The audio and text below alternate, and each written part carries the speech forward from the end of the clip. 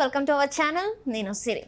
So ఎప్పట్లాగానే ఈ రోజు కూడా చాలా మందికి అంటే ఎన్నో డౌట్స్ ఉంటాయి. అండ్ ఇంకొకటి ఏంటంటే ఎలక్షన్స్ అయిపోయాక చాలా మందికి ఏంటంటే ఇక్కడ తెలంగాణలోనా ఆంధ్రాలోనా ఎక్కడ ఇన్వెస్ట్ చేస్తే బాగుంటుంది, ఎందుకంటే అనూహ్యమైన మార్పు అంటే ప్రభుత్వం కూడా మారిపోయింది, ప్రజల్లో కూడా మార్పు వచ్చేసింది. సో ఇక్కడ ఇన్వెస్ట్ చేయాలా అక్కడ ఇన్వెస్ట్ చేయాలని చెప్పేసి చాలా డౌట్స్ ఉంటాయి కదా. సో ఆ డౌట్స్ అన్ని నివృత్తి చేయడానికి ఈరోజు మనతో పాటు ఉన్నారు. రియల్ ఎస్టేట్ రంగంలో తనకంటూ ఒక ప్రత్యేక గుర్తింపుని తెచ్చుకున్నారు. ఎనీ టైం మీరు కన్సల్ట్ అయినా కూడా మీ దగ్గర ఉన్న బడ్జెట్తో మీరు ఎక్కడ ప్లాట్ ఆర్ అపార్ట్మెంట్ ఏది తీసుకున్నా కూడా మీకు బాగుంటుంది అని చెప్పే అంత రేంజ్ అనమాట సార్ అది. సో తనే realtor oxygen founder and CEO doctor Nandi Rameshwar Rao గారు. నమస్కారం సార్. నమస్తే సార్. ఇప్పుడు చూస్తుంటే నా ఫస్ట్ క్వశ్చన్ వచ్చేసి, ఎలక్షన్స్ అయితే అయిపోయాయి మొత్తానికి పూర్తిగా.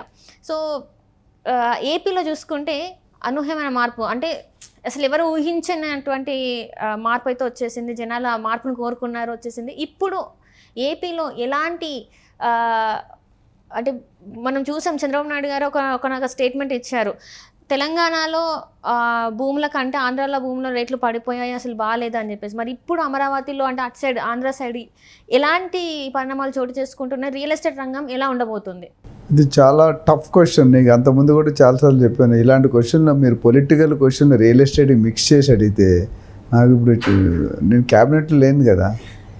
మీరు క్యాబినెట్లో లేకపోయినా కూడా మీకు అన్నీ ఇట్లా అందేస్తూ ఉంటాయి అన్నమాట. ఎక్కడ ఏది ఉన్నా కూడా మేము ఈ వరకు ఫస్ట్ మీకే తెలుసు అని నాకు తెలుసు సార్. ఇది చాలా మంచి ప్రశ్న సిరి. ఎందుకంటే ఈసారి ఏపీ ఎలక్షన్స్ అనేది చాలా ఇండియాలోనే అందరూ ఎదురు చూసాం, వరల్డ్లోనే ఏమవుతుంది అని ఎవ్వరూ గెస్ చేయలేకపోయారు. 50-50 అన్నారు, 40-60 అన్నారు, 30. బట్ ఇవన్నిటికీ చెక్ పెట్టడానికి 164-11 సీట్ అంటే అపోజిషన్లో ప్రత్యర్థిగా కూడా కూర్చునే అర్హత కోల్పోయారు. అది చాలా బాధాకరమైన విషయం. బట్ అగైన్ మనం ఎవరు చేసుకున్న పని ఎవరు చేసుకున్న పాపం బట్టే వాళ్ళకి కర్మ అనిపిస్తారు.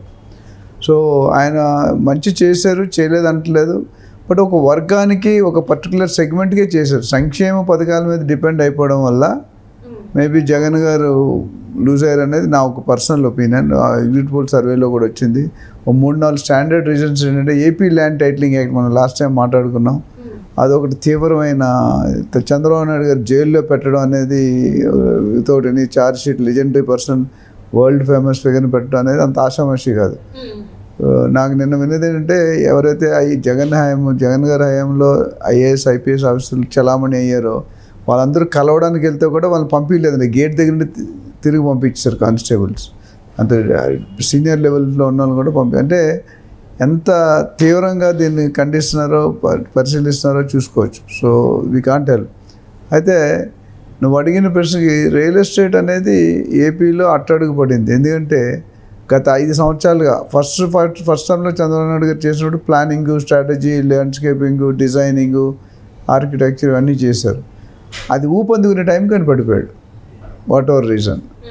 సో దాన్ని అమరావతి క్యాపిటల్గా ప్రొజెక్ట్ చేసి భూములు అందరూ చాలామంది జనరల్గా ఏమవుతుందంటే మార్కెట్లో అందరికీ తెలిసింది వచ్చి నేను రిపీట్ చేస్తాను, ఏదైనా ఇది ఏపీ అనేది తెలంగాణ కదా, ఎంటైర్ స్టేట్లో ఎంటైర్ కంట్రీలో కూడా అదే. ఏదైనా ఒక ఏరియా డెవలప్ అవుతుందంటే అంతకుముందు ఇన్నర్ సోర్స్లో పబ్లిక్ బడాబాబులకి, రాజకీయ నాయకులు, సెలబ్రిటీసు, స్పోర్ట్స్ స్టార్స్, లేకపోతే ఇండస్ట్రియలిస్టు వీళ్ళందరూ ఉంటారు కదా, ముందే బల్క్లో ల్యాండ్ కొనుక్కొని పెట్టుకుంటారు.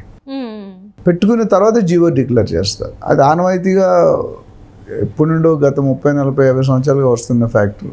సో అమరావతిలో కూడా అదే జరిగింది. చంద్రబాబు నాయుడు గారు ఇన్నర్ సర్కిల్స్లో వాళ్ళు డెవలప్మెంట్ తెలిసి అమరావతి క్యాపిటల్ అవబోతుంది అనుకున్న తరుణంలో అందరూ హెవీగా ఇన్వెస్ట్ చేయడం జరిగింది. అంటే చాలా పీనట్ రేట్స్లో కొనుక్కున్నారు.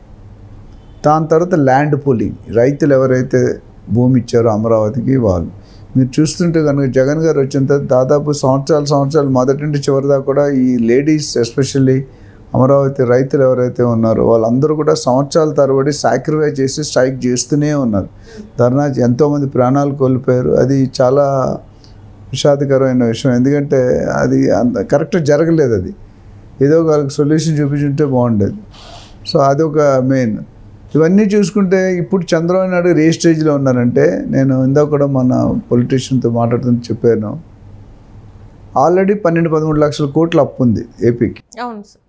ఇది కాకుండా జగన్ గారు ఏవైతే స్కీమ్స్ సంక్షేమ పథకాలు పెట్టారో అదొక 70-80 వేల కోట్ల మేరకు ఉంది సంవత్సరానికి, అన్నీ కరెక్ట్గా అమలు పరిస్తే.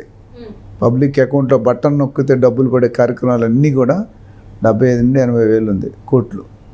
అది కాకుండా చంద్రబాబు నాయుడు గారు మేనిఫెస్టోలో పెట్టింది 1,20,000 కోట్ల పైన ఉంది, రఫ్గా ఒక 5% రిటర్న్ ఉంది. అంటే 1,20,000 కోట్లు ప్లస్ 80,000 కోట్లు 2 లక్షల కోట్లు సంవత్సరానికి కావాలి. 5 సంవత్సరాలకి ఎంత కావాలి? 10 లక్షల కోట్లు. ఆల్రెడీ 12 లక్షల కోట్లు అప్పు ఉంది. అంటే మనం ఎంత డెప్ట్లో ఉన్నామో నీకు అర్థమవుతుంది. సో స్టేట్ని ఫ్యామిలీ నడపాలంటే హెడ్ దగ్గర ఫ్యామిలీ హెడ్ నాన్నగారు తాతగారు ఎవరుంటే వాళ్ళ దగ్గర డబ్బులు ఉంటే కదా ఫ్యామిలీ అన్నం తిని పడుకునేది. 5 ఏళ్ళు నోట్లోకి వెళ్ళాలంటే చాలా, ఇప్పుడు ఆ స్టేజ్లో లేము మనం వడ్డీ తీసుకున్న అప్పుకి వడ్డీ కట్టడానికి మళ్ళీ అప్పు తీసుకునే స్టేజ్కి వచ్చాం. ఇండియా కూడా ఒకప్పుడు పివి నరసింహారావు గారు మన్మోహన్ సింగ్ గారు ఉన్నట్టు అదే స్టేజ్ ఉండేది. అక్కడ మళ్ళీ ఏదో అడ్జస్ట్మెంట్ చేసి మేనేజ్ చేసి బయటకు వచ్చారు. ఇప్పుడు మనం ఏపీ కూడా పరిస్థితికి వెళ్ళిపోయింది. సో రియల్ ఎస్టేట్ వరకు నాకున్న ఇన్నర్ సర్కిల్స్ ఇన్ఫర్మేషన్ వరకు కొద్దిగా టైం పడుతుంది. డెఫినెట్గా భూమి అవుతుంది, అమరావతి క్యాపిటల్ అవుతుంది. మిగతా స్టేట్లో మీరు చూసుకుంటే వైజాగ్ కానీ, గుంటూరు కానీ, తిరుపతి కానీ, నెల్లూరు, రేపల్లి, దాన్ని ఒంగోలు, బాపట్ల, చీరాల, విజయవాడ, ఇంకా అట్లా చాలా ప్లేస్లు ఉన్నాయి. ఎస్కోట, శ్రీకాకుళం, అమలాపురం, అనకాపల్లి, ఇవన్నీ కూడా వైజాగ్ మన ఏపీలో ఉన్న స్టేట్స్. సో ముఖ్యంగా గమనించేది ఏంటంటే అమరావతి ఫస్ట్ పుంజుకోవడం. ఆల్రెడీ యాక్చువల్లీ రేట్లు పీక్కి వెళ్ళిపోయినాయి.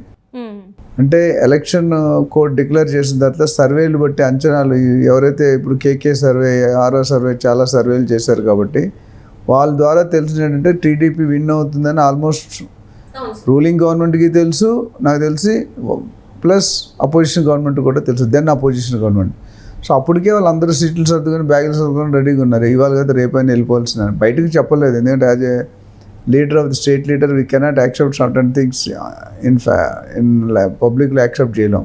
బట్ వాస్తవం అంటే ఎస్పెషల్లీ ఎగ్జిట్ పోల్ తర్వాత clear indication TDP is going to sleep. అయితే ఒక విధంగా మంచిదే, ఎందుకంటే ఇండియాలోనే ఏపీ తాలూకా రిజల్ట్స్ చాలా హవాక్ అయిన రిజల్ట్స్. ఎందుకంటే అంత మెజారిటీ ఎవరికి రాలేదు. ఇంకా నెక్స్ట్ విషయం మీరు చెప్పి పవన్ కళ్యాణ్ జనసేన పార్టీ ఉన్నారైతే అది మరీ రికార్డ్ 100% స్ట్రైక్ రేట్. క్రికెట్లో స్ట్రైక్ రేట్ అంటాం. అంటే ఎన్ని సీట్లు గెలిచారు అన్ని సీట్లు 100 స్ట్రైక్ రేట్ ఇచ్చినట్టే. ఆయన యాక్చువల్లీ 24-30 సీట్లు గెలవాల్సిన అంటే పోటీ చేయాల్సిన దాంట్లో బీజేపీకి కాంప్రమైజ్ కొన్ని సీట్లు ఆయనకి ఇచ్చారు. కాబట్టి మేబీ ఆయన 30 సీట్లు 20 సీట్లు అంటే కంటెస్ట్ చేసిన గెలిచేవారేమో ఇప్పుడు ఈ ఉన్న స్వీప్లో. సో అదొక ఇప్పుడు మెయిన్ కింగ్ మేకర్ అయిపోయాడు. పవన్ కళ్యాణ్ ఎట్లా అయిపోయారంటే టీడీపీకి కానీ బీజేపీ కింగ్ మేకర్ అంటారు. అంటే ఈయన మన టీడీపీ కూటమి ఎటు వెళ్తే అటు కావాలి. ఇప్పుడు టీడీపీ కూటమి ఎన్డీఏ నుండి బయటకు వచ్చింది అనుకోండి, రాజకీయం బీజేపీ రాదు. సో ఆ విధంగా చూసుకుంటే రేట్లు డెఫినెట్గా అమరావతిలో అయితే కొద్దిగా పుంజుకున్నాయి, మిగతా స్ట్రీట్లో స్టార్ట్ అయ్యి. బట్ ఫుల్ స్వింగ్లో రావడానికి కొద్దిగా టైం పెట్టే అవకాశాలు ఉన్నాయి. ఎంత టైం పడుతుంది we to wait and watch. Chandrababu Naidu గారు ముందు లావాదేవీలు చూసుకోవాలి, ఏ స్టేజ్లో తీసుకోవాలి, ఏ డిపార్ట్మెంట్ ఎలా సెట్ చేయాలి, ప్రాసెస్ డిస్టర్బ్ అయింది, ఇవన్నీ చేసి కనీసం బ్రీతింగ్ టైం అంటారు. ఆ బ్రీతింగ్ టైం ఇస్తే డెఫినెట్గా ఆయన ఒక ప్లాన్తో బయటకు వస్తారు. ఇన్ ఫ్యూచర్ ఏపీలో కూడా రేట్లు పెరుగుతున్నాయి, పెరగబోతున్నాయి. కొద్దిగా public wait and watch for certain time. ఎందుకంటే రాగానే సెటిల్ అవ్వదు కదా మ్యాటర్. ఇప్పుడు ఆయన 12వ తారీఖు పదవి ప్రమాణ స్వీకారం చేసిన తర్వాత will get in to real core subject of the state. దాన్ని బట్టి మనం కొద్దిగా ఆగి చూస్తే మంచిది. డెఫినెట్గా కొన్ని ఏరియాలో రేట్లు అయితే పెరిగిపోయి మిగతా ఏ ఏరియాలు ఫోకస్ చేస్తారు, ఎక్కడ ముందు డెవలప్ అవుతాయి అనేది మనం వేచి చూడాల్సిందే. సో డెఫినెట్గా we are looking, we wish good luck to the AP government and the cabinet ministers. Thank you. Right. Thank you so much, sir. Thank you.